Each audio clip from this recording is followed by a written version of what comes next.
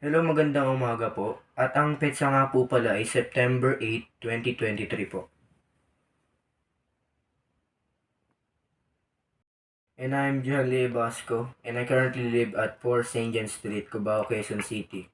And I've been living in Quezon City for 18 years now. And I would say that I am a Quezon City resident. I hereby confirm that I don't have a nuclear family member that is already a scholar or applying for the Quezon City Scholarship Program.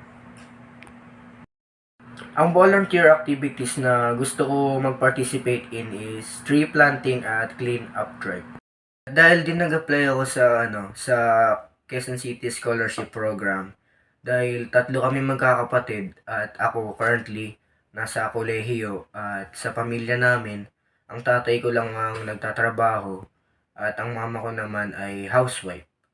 Ang kay dahilanan na pag-apply ko sa Quezon City Scholarship is para matulungan ako konti sa aking bayarin sa aking eskwelahan.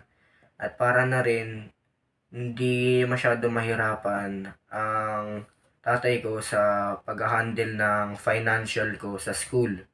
At ako lang din ang nag-iisang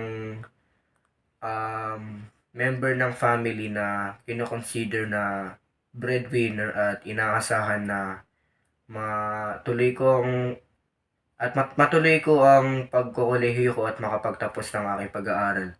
At ang QC Scholarship Program ang